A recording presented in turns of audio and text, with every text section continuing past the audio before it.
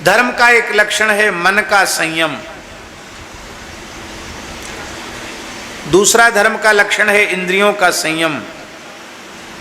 कितने लक्षण हो गए?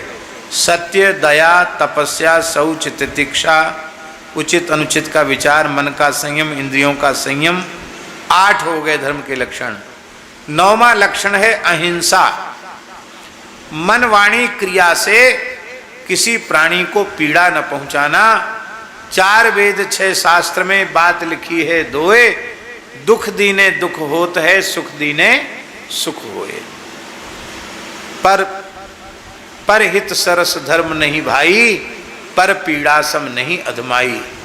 किसी प्राणी की हिंसा न करना। अब एक बात हम आपसे पूछते हैं कि देश की जो सीमाएं हैं वो असुरक्षित होने लगें, शत्रु उन्हें चारों ओर से घेर लें और उसको बलपूर्वक छीनना चाहते हों, और उस समय हम अहिंसा धर्म को लिए बैठे रहें, तो क्या वह उचित है? बोलो। ये अहिंसा का पाठ सैनिकों को पढ़ाया जाए कि मनवाणी क्रिया से किसी को सताओ मत, गोली मत चलाओ, तो देश की सभ्यता, देश के संस्कार, देश की संस्कृति रहेगी? बोलो। हमारा देश जो लंबे समय तक गुलाम रहा, उसका एक बहुत बड़ा कारण था अग्निहोत्री जी कि देश छोटे छोटे राज्यों में बंट गया था। राज्य क्या, रियासत, रियासतों में बंट गया था और अपनी संपूर्ण शक्ति एक दूसरे को नीचा दिखाने में लोग लगा रहे थे।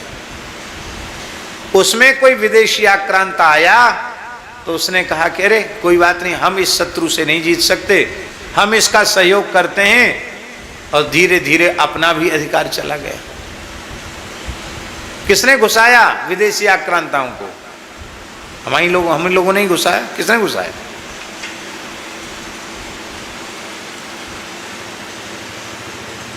एक व्यक्ति ऐसा है जो निरीह प्राणियों की हिंसा कर रहा है, गायों की हिंसा कर रहा है, जो किसी मनुष्य के जीवन को मूल्यवान समझता ही नहीं, हजारों जीवों के प्राण ले रहा है।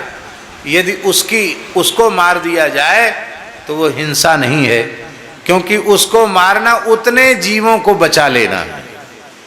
ध्यान में आई बात? दिखाई तो पड़ रही हिंसा, पर वो हिंसा कितने जीवों की हिंसा बचाने वाली है, रोकने वाली है। इसलिए वो हिंसा नहीं, वो अहिंसा है। हर चीज में विवेक होना चाहिए। हमारे गुरुजी एक बात सुनाते थे, सतगुरुदेव श्री भक्तमाली जी।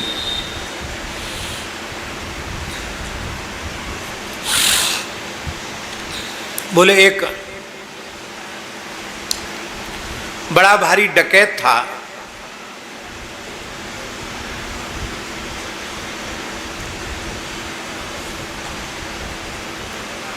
एक बड़ा भारी डकैत था,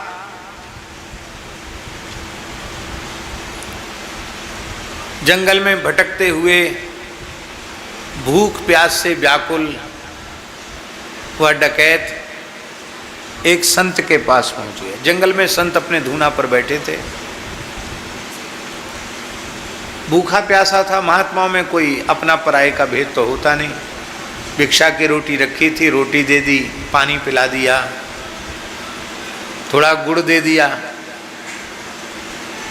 और तो बेचारा भूखा था, उसको बड़ी तृप्ति मिली। अब संतों के पास तो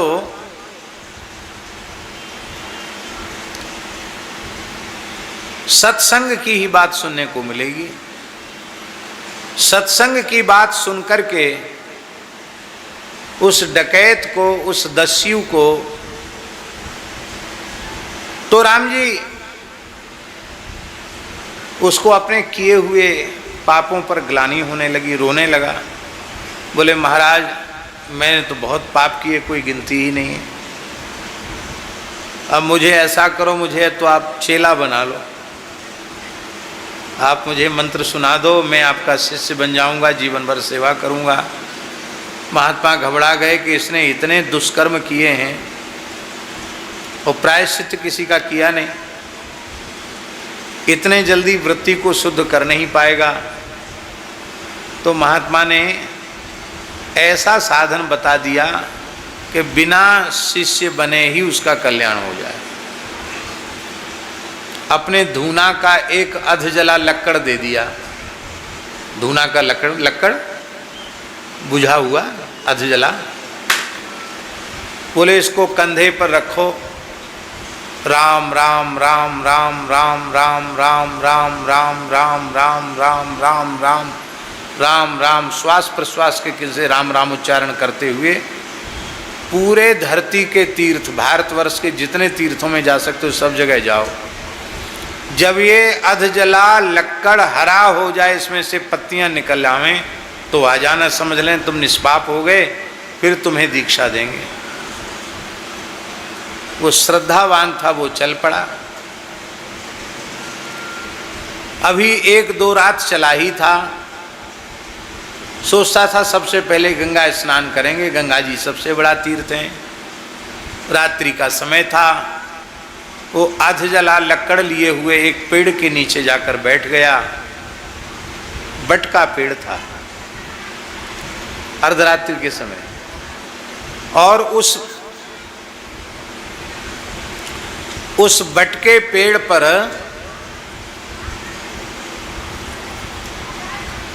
8-10 डकैत बैठे थे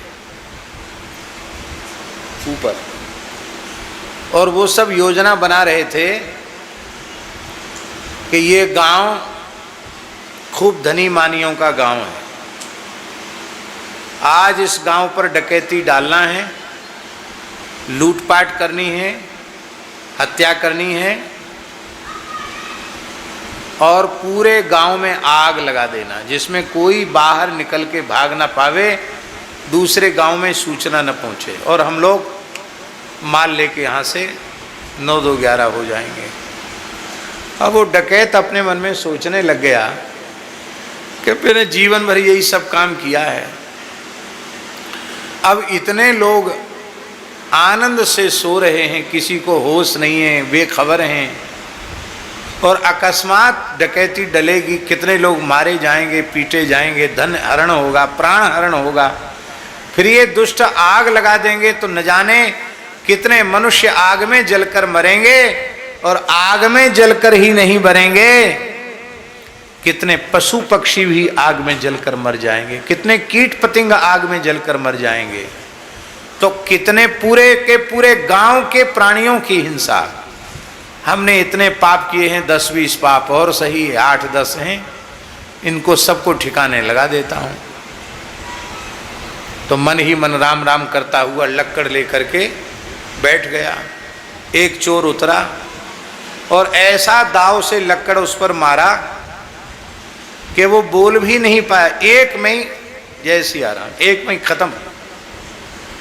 अब अंधेरा था, एक खत्म हो गया, उसका पता नहीं मिला, तो उसका पता लगाने के लिए दूसरा निकला, दूसरे को मार दिया, तीसरे को मार दिया। 8 थे महाराज जी डकैत, 8 को खत्म कर दिया। और मन में सोचने लगा कि हाय हाय, ये हिंसा भी हमारे कितने पीछे पड़ी है, जीवन भर यही काम किया, अब साधु बनने आया तो भी वही काम। अब गुरु महाराज का लक्कड़ उनको दे देंगे, कहेंगे महाराज अब हमारे में सुधार होने वाला नहीं। जैसी उजेला हुआ महाराज जी, उसकी वो लकड़ी हरी हो गई, उसमें से पत्ते निकल आए।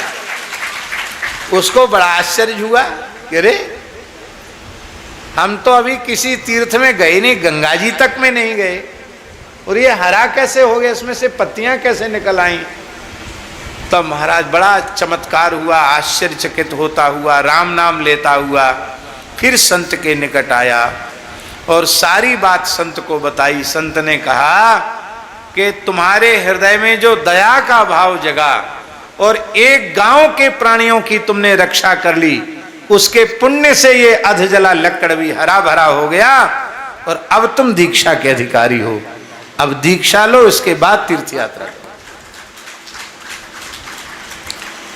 इसलिए अहिंसा को भी समझना पड़ेगा।